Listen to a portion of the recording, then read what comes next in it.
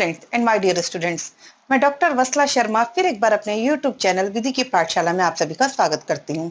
आज मैं डिस्कस करने आई हूँ आपके साथ एक बहुत ही important topic, the relation between jurisprudence and history, यानी कि विधि शास्त्र तथा इतिहास में क्या संबंध है। इससे पहले जो मैंने अपना वीडियो बनाया है उसमें मैंने डिस्कस किया था आपके साथ में जूरिस्प्रूडेंस एंड सोशियोलॉजी का रिलेशन, और यदि आपने वो वीडियो नहीं देखा है तो आई बटन पे क्लिक करके आप उस वीडियो को देख सकते हैं। चलिए, आज जिस टॉपिक पे आज बात करने जा रहे हैं, विधि शास्त्र तथा इतिहास के बारे में।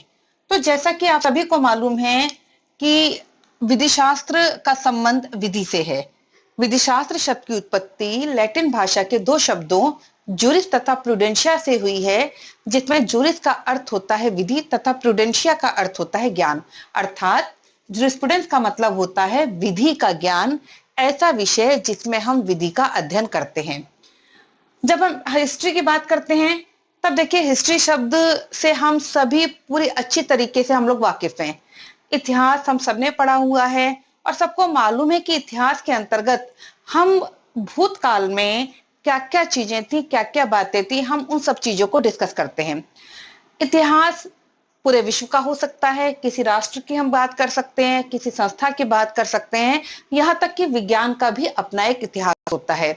इतिहास के अंतर्गत हम किसी भी चीज की उत्पत्ति से लेकर के वो आगे प्रगति करते करते कैसे वर्तमान समय तक पहुंची है, ये सारी चीजें हम इतिहास के बारे में, इतिहास से हम ये सारी चीजें हम समझ सकते हैं।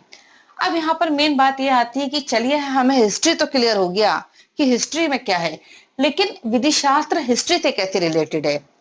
देखिए, जब विधायिका भी कोई भी विधि बनाती है तो उस विधि को बनाने के पीछे कुछ ना कुछ कारण होते हैं, और कहीं ना कहीं उनमें से बहुत सारे कारणों के लिए हमें उस विधि के विषय से संबंधित इतिहास को जानना होता है। जैसे for an example, dowry provision act 1961 में जब बना, दहेज प्रतिषेध अधिनियम, तब उसको बनाने से पहले कहीं ना कहीं ये कारण था कि पुराने समय से ही समाज में दहेज के पीछे बहुत सारे ऐसे केस हो रहे थे जिसमें कि लड़कियों को प्रताड़ना दी जा रही थी, उन्हें जलाया जा रहा था, उनके साथ में गलत व्यवहार किया जा रहा था। तो इन सब चीजों को दूर करने के लिए कहीं ना कहीं दहेज प्रतिषेध अधिनियम बन करके आया। तो जो भी हमारे देश में विधि बनती है उनमें से कई विधियां ऐसी होती हैं जो कि एक हिस्ट्री से संबंधित होती हैं, जिनके पीछे एक इतिहास होता है। जिस तरीके से हम आज के समय में बात करें, आज लोगों के व्यवहारों को नियंत्रित करने के लिए राज्य विधि के नियम को बना रहा है, तो उसी तरीके से यदि हम प्राथमिक समुदाय में चले जाएं, यदि हम आदिम समुदायों की बात करें, तो वहां पर भी लोगों का जीवन संचालित होता था, लेकिन उस समय कोडिफाइड लॉ नहीं था।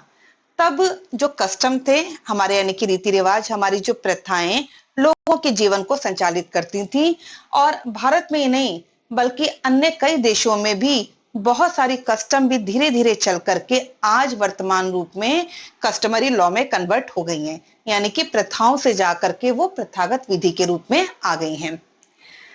हम जब जूरिस्प्रूडेंस को और आगे जानते हैं तो देखिए, जूरिस्प्रूडेंस में बहुत सारी विचारधाराएं हैं।